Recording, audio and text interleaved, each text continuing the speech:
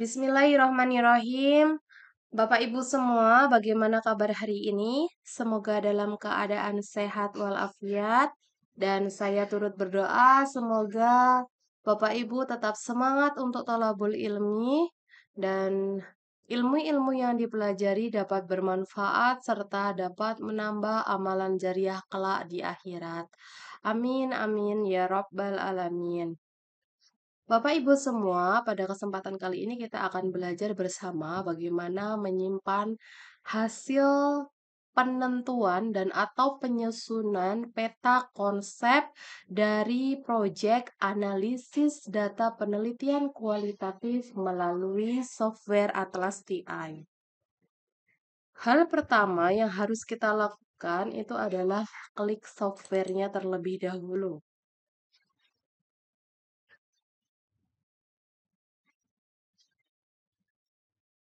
Oke, karena ini loading gitu ya, kita menunggu sampai software Atlas TI tersebut terbuka di laptop kita, karena kita memang mau dari dalamnya project gitu ya.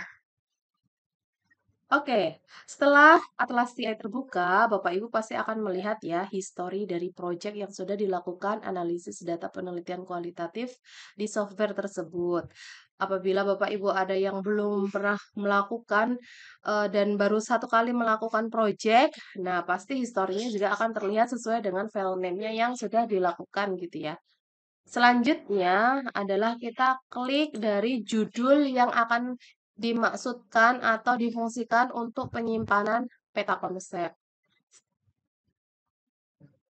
Oke, setelah terbuka proyeknya Bapak Ibu di software Atlas TI, selanjutnya Bapak Ibu bisa klik Networks karena kita akan fokus pada peta konsepnya saja. Kalau pada pertemuan sebelumnya itu kita fokus pada code report gitu ya atau kode hasil penyusunan kode-kode yang sudah dilakukan.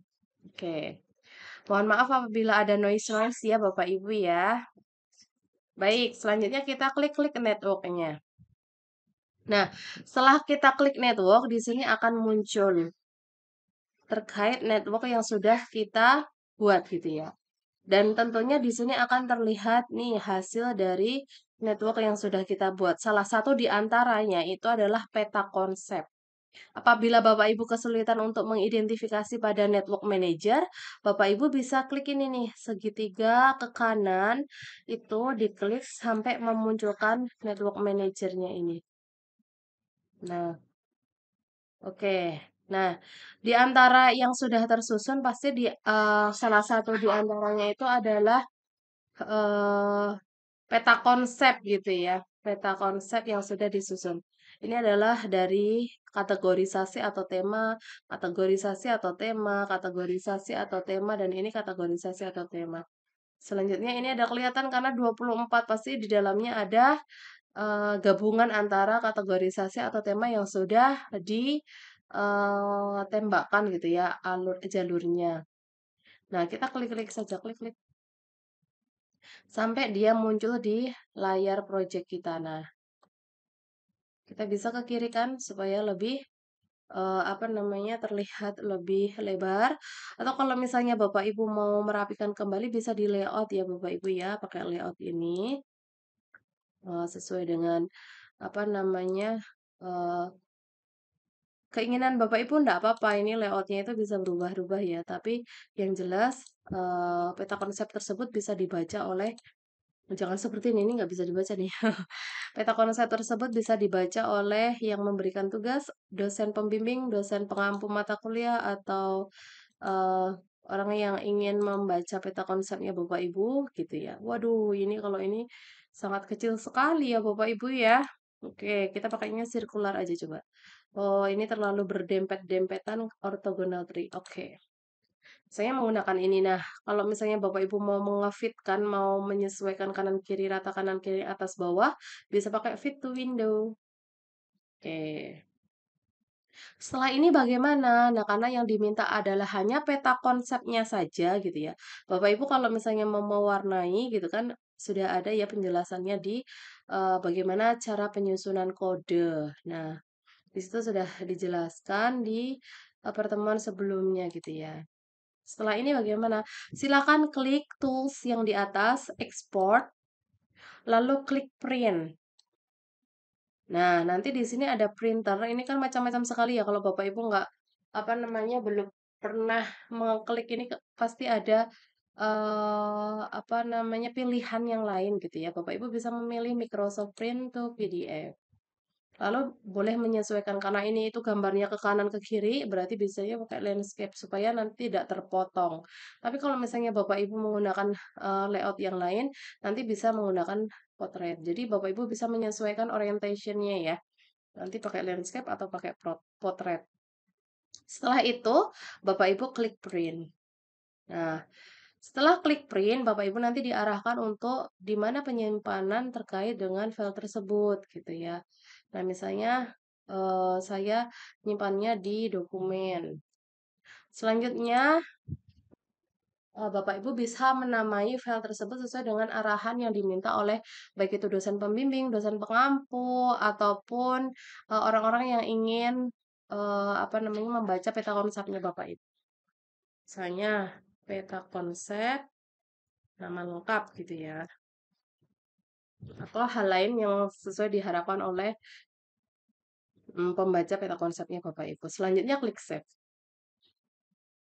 Nah, ketika sudah diklik save, nanti eh, apa selanjutnya kita akan cek ya Bapak Ibu di mana sih tempat kita menyimpan tadi dan kita buka apakah peta konsepnya itu terpotong atau tidak gitu ya atau yang bisa dibaca atau tidak. Nah, kita klik di mana tadi kita menyimpan lalu kita buka ya peta konsepnya. Oke, agak loading ini. Nah, oke terlihat. Nah, ini adalah hasil akhir. Jadi nanti Bapak Ibu akan bisa memberikan hasil peta konsepnya ini kepada siapapun sebagai seorang yang akan membaca atau misalnya saya sebagai dosen pengampu mata kuliah analisis data penelitian yang mengharapkan Bapak Ibu hanya mengirimkan peta konsepnya saja gitu ya sehingga bisa dibaca dan tentunya eh, coding-coding yang disusun itu juga sudah sesuai dengan grand teorinya Bapak Ibu gitu ya.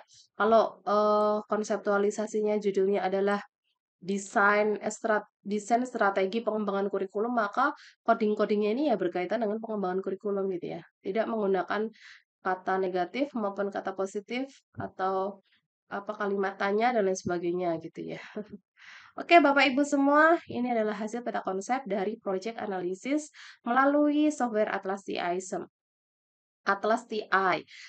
Sehingga dengan peta konsep ini nanti Bapak Ibu juga akan dimudahkan dalam apa kalau di Mills and Haberman terkait dengan prosedur analisis data itu adalah penyajian data gitu lah ya. Salah satunya adalah dengan memperlihatkan ini adalah data dari peta konsep yang sudah disusun oleh Bapak Ibu melalui proses analisis data, prosedur yang tepat menggunakan bantuan software Atlas AI.